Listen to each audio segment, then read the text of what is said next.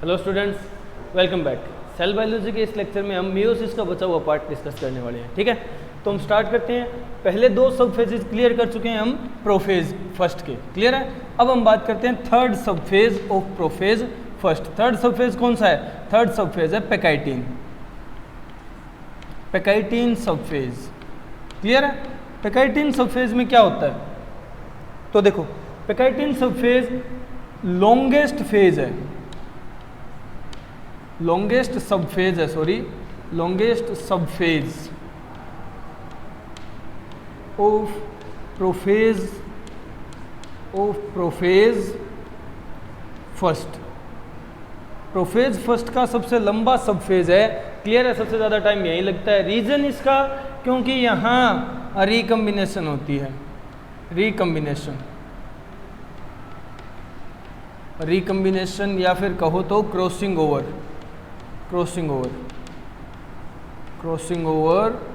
occurs here, clear है। Crossing over होती है यहाँ, समझ गए।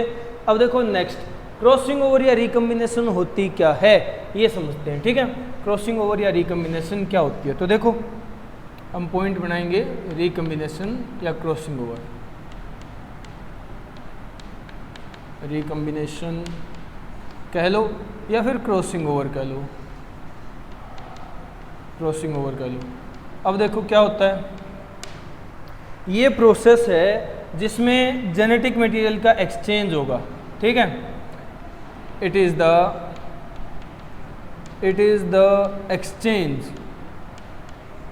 The exchange of genetic material,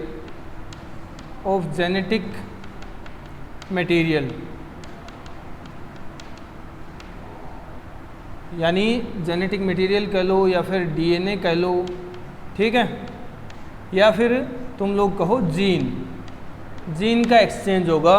किसके बीच में? बिटवीन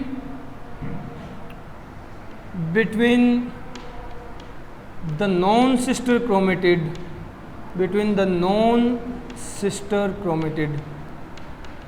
नॉन सिस्टर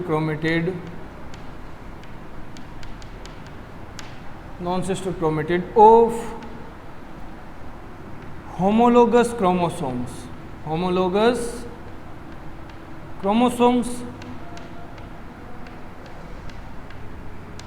हम लोगों ने कहा था कि क्रोमोसोम होमोलोगस पेयर में अरेंज होते हैं। ठीक है, क्रोमोसोम्स होमोलोगस पेयर में अरेंज होते हैं, क्लियर है, और आपस में अटैच रहते हैं। तो उस होमोलोगस पेयर के जो क्रोमोसोम है उनके अंदर जो नॉन सिस्टर क्रोमेटिड है उनमें जब आपस में जीन्स का एक्सचेंज होगा उसे हम लोग क्या कहेंगे?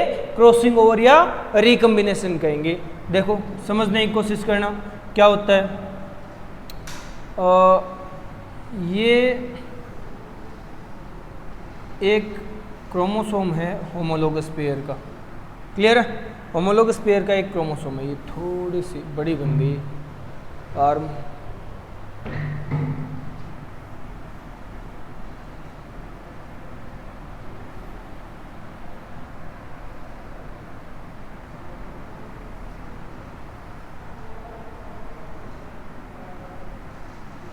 होमोलोगस पेयर का एक मेंबर है, एक क्रोमोसोम है। ठीक है, क्लियर है।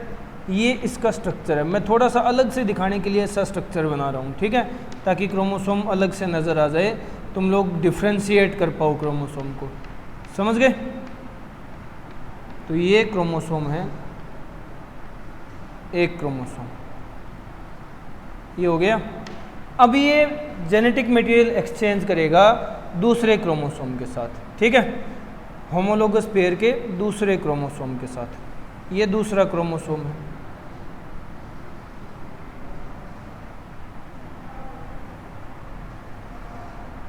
ये दूसरा क्रोमोसोम है, ठीक है।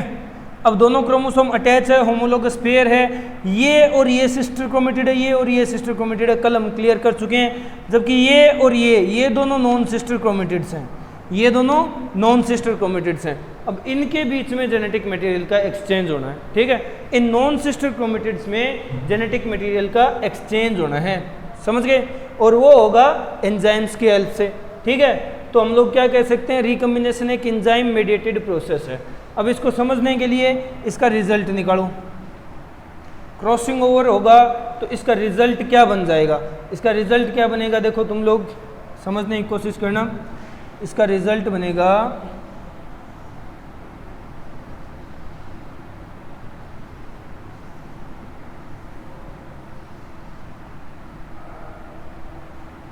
ये एक क्रोमोसोम था,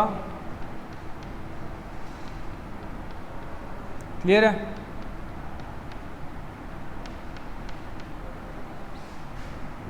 और ये दूसरा क्रोमोसोम,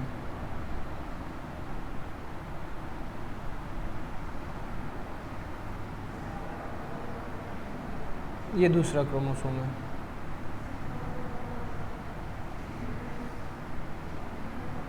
ये दूसरा क्रोमोसोम है। देखो क्या हुआ यहाँ पर क्या हुआ है, क्रोमोसोम ने नॉन सिस्टर क्रोमेटिड्स की हेल्प से, यानी होमोलोगस क्रोमोसोम्स की नॉन सिस्टर क्रोमेटिड ने आपस में कुछ जीन, कुछ परसेंट हिस्सा जेनेटिक मटेरियल का एक्सचेंज कर लिया, चेंज कर लिया। तो देखो क्या हुआ, कैसे चेंज हुआ है, इसका कुछ हिस्सा इस क्रोमोसोम में जुड़ गया, ठीक है, इसका कुछ हिस्सा इस क्रोमोसोम का पार्ट हो गया, तो ये इस क्रोमोसोम का हिस्सा हो गया, जबकि इस क्रोमोसोम का जो पार्ट था वो इस क्रोमोसोम में जुड़ गया, ठीक है, समझ गए। ऐसा ही यहाँ होगा, इस क्रोमोसोम का कुछ हिस्सा इस क्रोमोसोम में जुड़ जाएगा, क्लियर है, समझ रहे हो ना। और इस पहले क्रोमोसोम का कुछ हिस्सा इस दूसरे क्रोमोसोम में जुड़ जाएगा, जो कि हमें अलग से नज़र आ जाएगा, ठीक है, क्लियर है, समझ गए। तो ये होता है क्रॉसिंग ओवर या रिकम्बिनेशन, क्रॉसिंग ओवर या रिकम्बिनेशन, समझ आ रहा है ना। इसका इसीलिए मैंने थोड़ा अलग रिप्रेजेंट किया है, इसका हिस्सा इस क्रोमोसोम के साथ एक्सचेंज हो गया, तो मतलब इसका ये पार्ट इसके साथ जुड़ गया, इसका पार्ट ये इसके साथ जुड़ गया, ठीक है। पहले क्रोमोसोम का हिस्सा दूसरे के पास और दूसरे का हिस्सा पहले के पास, बट हुआ सिर्फ कहाँ, नॉन सिस्टर क्रोमेटिड्स के जहाँ अटैचमेंट थी उस जगह, ठीक है।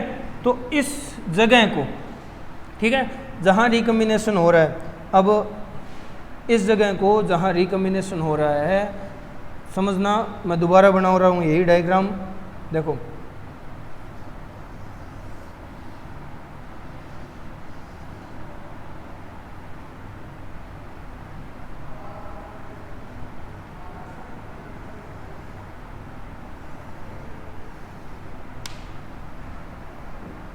दोबारा ये डायग्राम बना रहा हूँ, देखो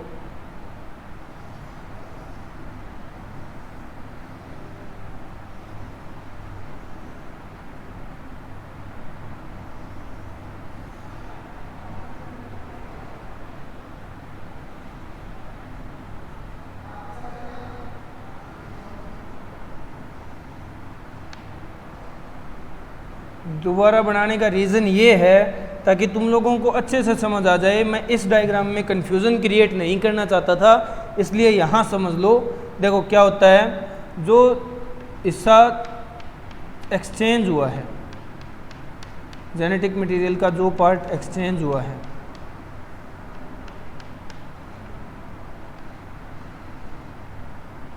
उसको किस तरह से शो करेंगे, जैसे यहाँ पिछले डायग्राम में शो किया है एज इट इज़ वैसे ही शो करेंगे। देखो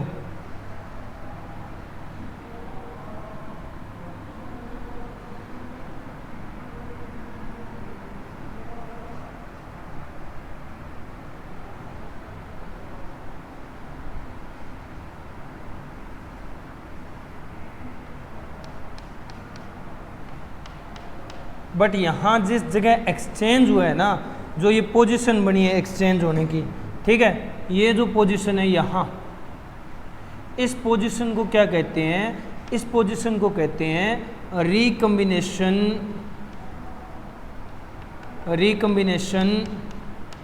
नोड्यूल, रिकम्बिनेशन नोड्यूल, ठीक है, जहाँ पर रिकम्बिनेशन हुई है। और इस रिकम्बिनेशन वाली जगह ही एक ऐसा स्ट्रक्चर बनता है जो कि हमें दिखने में कैसा होगा, ऐसी एक्स जैसी अपीयरेंस आएगी, क्रॉस जैसी अपीयरेंस आएगी, आ रही है ना क्रॉस जैसी अपीयरेंस, जहाँ ये आपस में जुड़ रहे हैं। और यहाँ रिकम्बिनेशन हुई है, ठीक है। ऐसा यहाँ भी इसी रिकम्बिनेशन नोड्यूल पर भी ऐसा स्ट्रक्चर है। तो इस एक्स लाइक स्ट्रक्चर को हम लोग बोलते हैं चियाज़माटा। चियाज़माटा क्लियर है, ये है चियाज़माटा। तो देखो ये दो टर्मिनोलॉजी डिस्क्राइब करने के लिए मैंने वो डायग्राम दोबारा बनाया है। तो समझो रिकम्बिनेशन होती है तो क्या होता है, non sister chromatid of homologous chromosomes exchange करती है जेनेटिक मटेरियल को इस तरह से, ठीक है। तो ये अब जो क्रोमोसोम्स बने हैं वो रिकम्बिनेंट टाइप के क्रोमोसोम बन गए, वो रिकम्बिनेंट टाइप के क्रोमोसोम बन गए। एक बार ये तुम लोग इतना नोट डाउन करो, फिर नेक्स्ट पॉइंट डिस्कस करते हैं। जल्दी जल्दी नोट डाउन करो, हो गया। चलो अब नेक्स्ट पॉइंट डिस्कस करते हैं। हम लोग बात कर रहे हैं रिकम्बिनेशन और क्रॉसिंग ओवर की, कहाँ, पैकाइटिन स्टेज में, पैकाइटिन सब फेज में, क्लियर है।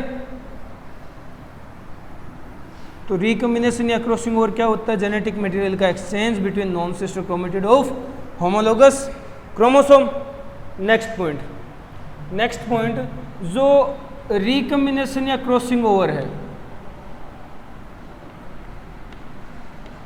रिकम्बिनेशन बोल दो या फिर क्रॉसिंग ओवर है, वो एक is a enzyme mediated, sorry enzyme mediated is an enzyme mediated process।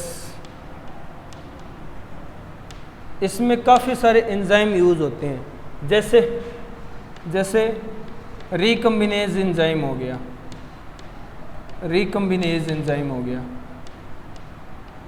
रिकम्बिनेज enzyme, clear है। इसी तरह एंडोन्यूक्लियस एंजाइम हो गया, एंडोन्यूक्लियस एंजाइम हो गया, और इसी तरह लाइगेज एंजाइम हो गया,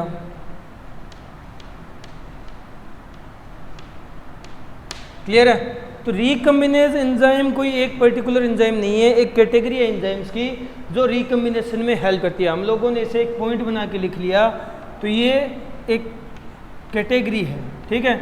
और जैसे एंडोन्यूक्लियस और लाइगेज है, ये इसी का पार्ट है, समझ गए। तो देखो रिकम्बिनेज एंजाइम्स ऑल ओवर कौन से एंजाइम होते हैं जो क्या करते हैं, एक्सचेंज ऑफ जेनेटिक मटेरियल, ठीक है। मेन एंजाइम बोल सकते हो तुम लोग, मेन एंजाइम, ठीक है। ये क्या करता है, एक्सचेंज द मटेरियल, यानी जीन को ये एक्सचेंज करता है, क्लियर है। तो एंडोन्यूक्लियस क्या होगा, एंडोन्यूक्लियस काम आता है कट करने के, cut the DNA in small fragments, in small fragments, छोटे छोटे फ्रैगमेंट्स में तोड़ देगा, फिर वही फ्रैगमेंट्स एक्सचेंज होंगे, ठीक है। और लाइगेज क्या करेगा, लाइगेज यूज होता है, used to rejoin the exchanged part,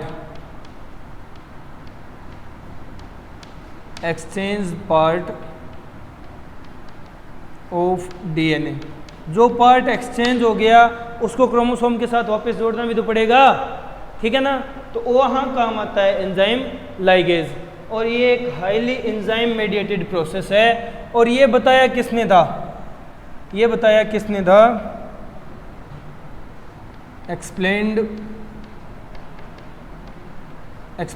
bye breakage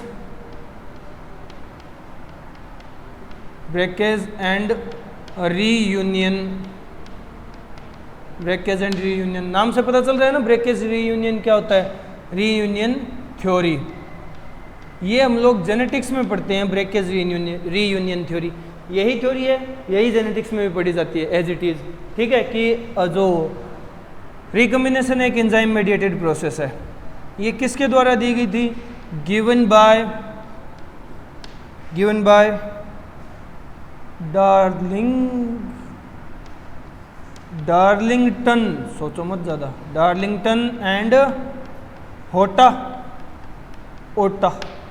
Hota, Darlington और होटा दो साइंटिस्ट थे, उन्होंने दी थी ब्रेकेज एंड रीयूनियन थ्योरी, और इसी थ्योरी के द्वारा मोस्ट एक्सप्लेन किया जाता है enzymatic nature of recombination. Clear है ना?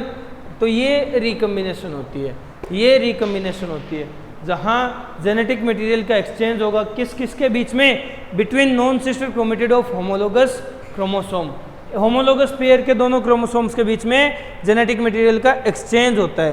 क्लियर है? समझ गए?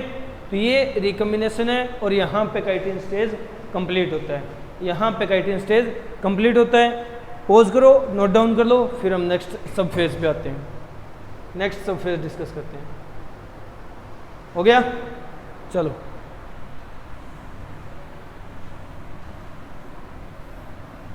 ये था पेकाइटिन। अब इससे नेक्स्ट सब फेज जो है उसकी बात कर लेते हैं, यानी फोर्थ सब फेज। क्लियर है? फोर्थ सब फेज कौन सा होगा? कौन सा होगा? Diplotene, diplotene. डिप्लोटीन सब फेज में क्या होता है? डिप्लोटीन सब फेज में क्या होता है? Due to crossing over, due to crossing over a cross form structure is appeared at the point of joining, at the point of joining of non-sister chromatids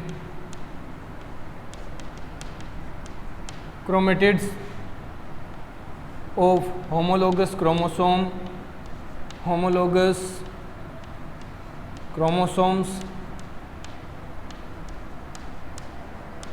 chromosomes called chiasmata,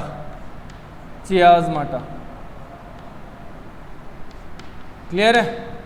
एक cross form structure दिखाई देता है, cross जैसा structure दिखाई देता है, कहाँ? उस जगह जहां पर क्रॉसिंग ओवर के टाइम दोनों नॉन सिस्टर क्रोमेटिड्स जुड़ी हुई होंगी। नॉन सिस्टर क्रोमेटिड कौन सी? होमोलोगस क्रोमोसोम की नॉन सिस्टर क्रोमेटिड जुड़ी हुई होंगी, उस जगह ये ज्यादा क्लियर दिखाई देगा। ठीक है? उस जगह दिखाई देता है, ये समझ रहे हो? क्लियर है ना? चलो, नेक्स्ट क्या होता है यहाँ? नेक्स्ट क्या होता है? चियाज़्माटा जो है, चियाज़्माटा जो है, इसको चियाज़्माटा या चियाज़्मा बोला जाता है, एक ही बात है। चियाज़्माटा या चियाज़्मा क्या होता है? It is a result of crossing over,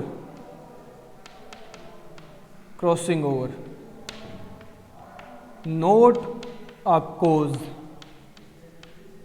ये क्रॉसिंग ओवर का कारण नहीं है, ये क्रॉसिंग ओवर का रिजल्ट है। मतलब इसकी वजह से क्रॉसिंग ओवर नहीं होती, क्रॉसिंग ओवर होने के कारण ये दिखाई देता है।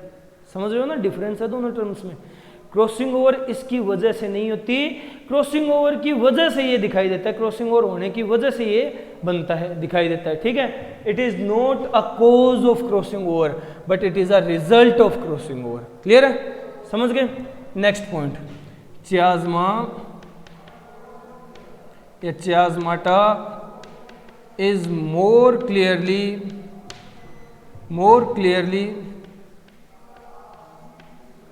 visible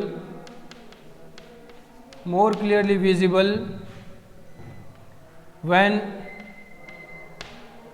या फिर during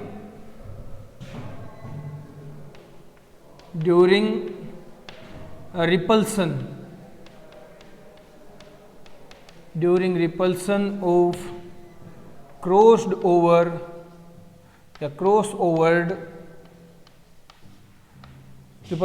crossovered non-sister non-sister chromatids of homologous chromosomes.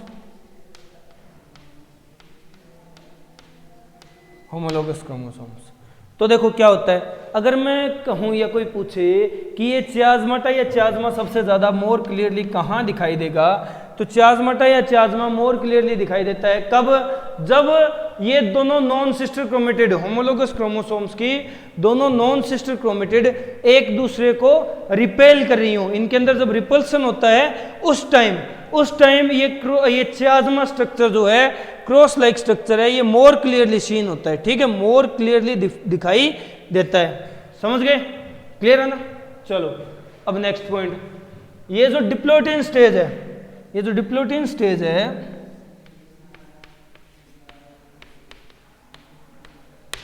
Diplotene is very long phase, sometimes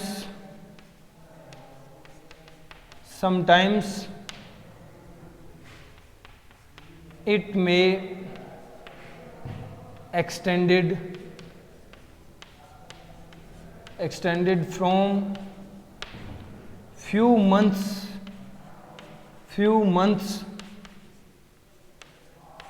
to few years। ये एक लंबा फेज होता है और कई बार ये कुछ महीनों से कुछ सालों तक भी लंबा हो सकता है, सालों तक भी रह सकता है, ठीक है। डिप्लोटिन फेज, डिप्लोटिन जो सब फेज है, क्लियर है। एग्जाम्पल की अगर बात करें, in human female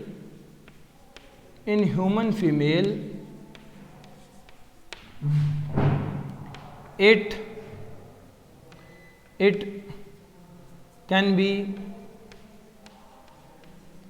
be of 12 to 15 years, 12 से 15 साल का हो सकता है ह्यूमन फीमेल में, ठीक है। डिप्लोटिन जो सब फेज है वो बहुत लंबा सब फेज होता है और ये 12 से 15 साल का भी हो सकता है ह्यूमन फीमेल के अंदर, ठीक है। 12 से 15 साल लंबा भी हो सकता है ह्यूमन फीमेल के अंदर। तो ये बात है डिप्लोटिन सब फेज की, क्लियर है। ये बात है डिप्लोटिन सब फेज की। जल्दी से नोट डाउन करो, वीडियो को पॉज करके जल्दी नोट डाउन करो, जल्दी हो गया।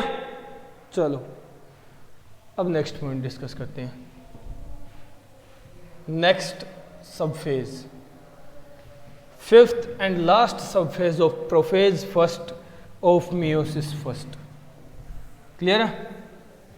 चलो बात करते हैं।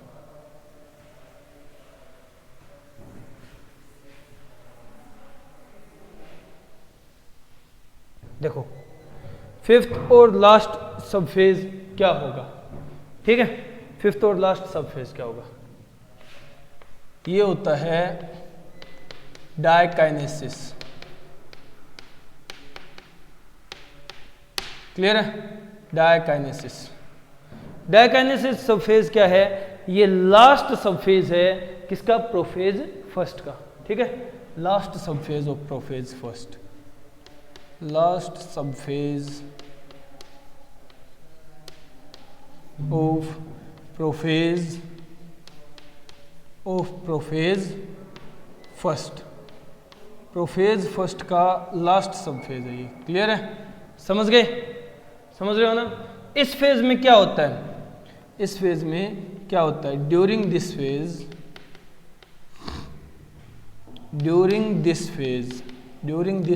सब phase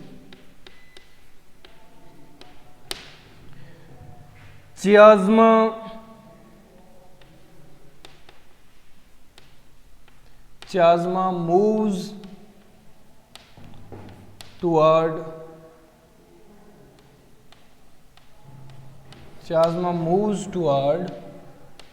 the terminal ends of chromosomes, chromosomes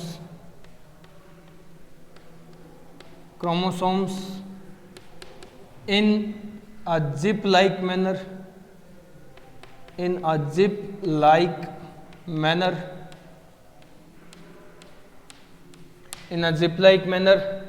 and this mechanism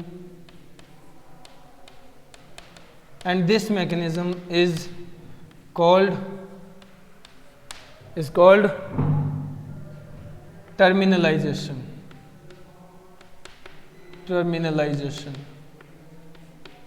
clear है? क्या होता है, डाइकाइनेसिस सब फेज के दौरान जो चाज़मा होता है ना, यानी जहां क्रॉसिंग ओवर हुई थी, वो धीरे धीरे क्या होता है, जब एक्सटेंशन होने लगती है क्रोमेटिड्स के बीच में, एक दूसरे को रिपेल करने लगते हैं, रिपल्सन होने लगती है, तो चाज़मा टर्मिनल एंड की तरफ मूव होने लगेगा। टर्मिनल एंड की तरफ मूव होगा तो इस मैनर को कहेंगे, इस प्रोसेस को कहेंगे टर्मिनलाइजेशन। और इस तरह से होगा जैसे चेन खुल रही है, ठीक है, जो जिप नहीं होती जैकेट वगैरह की, जैसे जैसे जिप खुलती है ये दोनों पार्ट अलग होते जाते हैं, दूर होते जाते हैं, तो इसी तरह जिप को तुम लोग चाज़मा समझ लो और खुलने वाली एंडिंग को तुम लोग टर्मिनल एंड समझ लो। तो देखो धीरे धीरे क्रोमेटिड अलग होती जाएगी, समझ गए? ये होता है टर्मिनलाइजेशन प्रोसेस। क्या होता है, देखो 2 क्रोमोसोम्स हैं, वही 2 क्रोमोसोम हैं जो हम लोगों ने बनाए थे।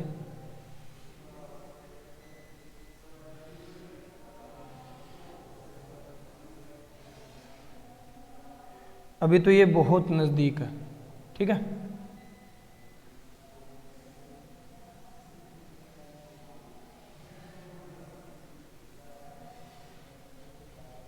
अभी तो ये बहुत नज़दीक है क्योंकि क्रॉसिंग ओवर हुई है, अभी यहाँ जेनेटिक मटेरियल का एक्सचेंज हुआ है, ठीक है।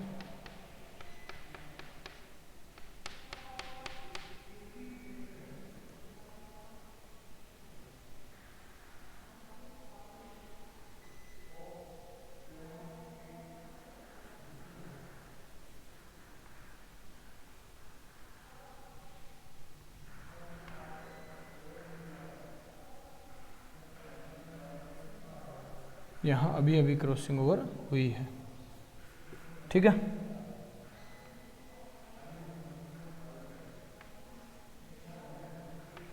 तो ये एक्सचेंज हुआ है। अब यहाँ जो चाज़मा बना हुआ है ना, वो धीरे धीरे, अभी टर्मिनल एंड पे नहीं है, ये है टर्मिनल एंड, ये है टर्मिनल एंड, अभी वो टर्मिनल एंड पे नहीं है, अभी वो यहीं है, ठीक है, यहीं है इसी पोजीशन पे। धीरे धीरे क्या होगा, ये जो नॉन सिस्टर क्रोमेटिड्स हैं ये एक दूसरे को रिपेल करने लगेंगी। ये चाज़मा है ना, 2 चाज़मा है, ठीक है, तो यहाँ डबल क्रॉसिंग ओवर हुई है, डबल क्रॉसिंग ओवर होगी, 2 चाज़मा है, ठीक है। धीरे धीरे क्या करेगा, ये क्रोमोसोम टर्मिनल एंड पे मूव करने लगेंगे, यानी दोनों क्रोमेटिड आपस में रिपेल करने लगेंगी, आपस में दूर जाने लगेंगी, तो ये चाज़मा टर्मिनल एंड की तरफ चलने लगेगा, ठीक है। इसी प्रोसेस को टर्मिनलाइजेशन बोलते हैं। देखो जैसे लास्ट में ये स्टेज टर्मिनलाइजेशन के टाइम कैसा हो जाएगा, टर्मिनलाइजेशन जब कंप्लीट हो रही होगी तब ये स्टेज कैसा हो जाएगा, देखो ध्यान देना।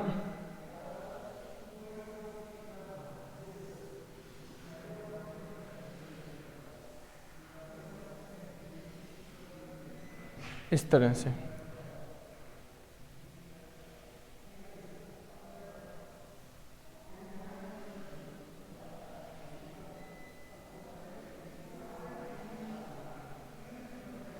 इस तरह से ये हो गई है टर्मिनलाइजेशन, ये हो गई टर्मिनलाइजेशन। और चाज़मा बिल्कुल एंडिंग पे पहुंच गया, चाज़मा बिल्कुल एंडिंग पे पहुंच चुका है, ठीक है, चाज़मा बिल्कुल एंडिंग पे पहुंच चुका है।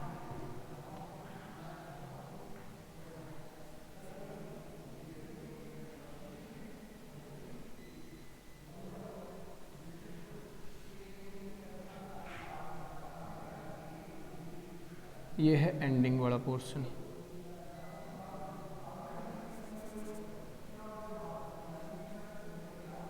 ये है एंडिंग वाला पोर्शन।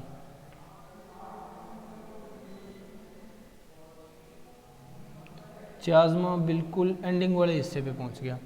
एंडिंग वाले हिस्से पे पहुंचने से क्या हुआ है, देखो ये तो वो क्रॉस ओवर पार्ट है जो एक्सचेंज हो चुका है, रिकम्बाइंड पार्ट है, ठीक है।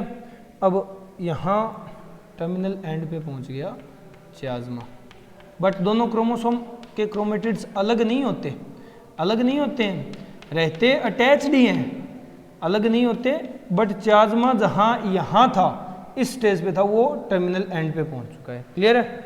जो इस स्टेज पे चियाज़्मा था वो टर्मिनल एंड पे पहुँच चुका है, यहाँ से आगे नहीं जा सकता। यहाँ से आगे गया तो दोनों क्रोमेटिड्स अलग हो जाएंगे, आपस में सेपरेट हो जाएंगे। यहाँ से आगे मूव किया चियाज़्मा ने, यानी और ज़्यादा टर्मिनलाइजेशन हुई तो क्या होगा, क्रोमोसोम्स अलग हो जाएंगे। और यहाँ ऐसा होता नहीं है, यहाँ ऐसा होता नहीं है। वही बात है, हमारे यहाँ ऐसा नहीं होता, तो क्रोमोसोम कहते हैं कि हमारे यहाँ डाइकाइनेसिस में ऐसा नहीं होता, ठीक है। But chromosomes, homologous chromosomes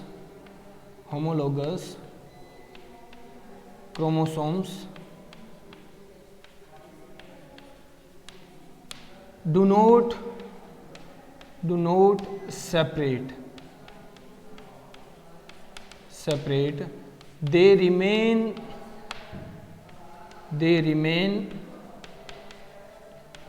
attached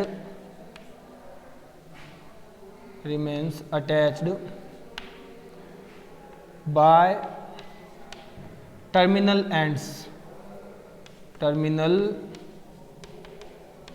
ends, वो टर्मिनल एंड्स के हेल्प से जुड़े हुए रहते हैं, ठीक है। यहाँ ये डिटेच नहीं होते, टर्मिनल एंड के हेल्प से जुड़े हुए रहते हैं, ठीक है। हालांकि टर्मिनलाइजेशन होती है, बिल्कुल चियाज़्मा एंड तक पहुँचने को हो जाता है, बट एंड तक पहुँचकर रुक जाता है, अलग नहीं होता, ठीक है। दोनों सिस्टर क्रोमेटिड्स अलग नहीं होते, तुम लोग समझ सकते हो डिफरेंस दोनों का। दोनों सिस्टर क्रोमेटिड अलग नहीं होते, चाहे कितनी टर्मिनलाइजेशन हो जाए, ठीक है, फिर भी अटैच रहते हैं इनके एंड। अब वो अटैच क्यों रहते हैं और ये अलग कब होंगे, ये हम देखेंगे नेक्स्ट लेक्चर में, ठीक है। तो आज इस लेक्चर में इतना ही, बाकी नेक्स्ट लेक्चर में डिस्कस करते हैं। Okay, good bye.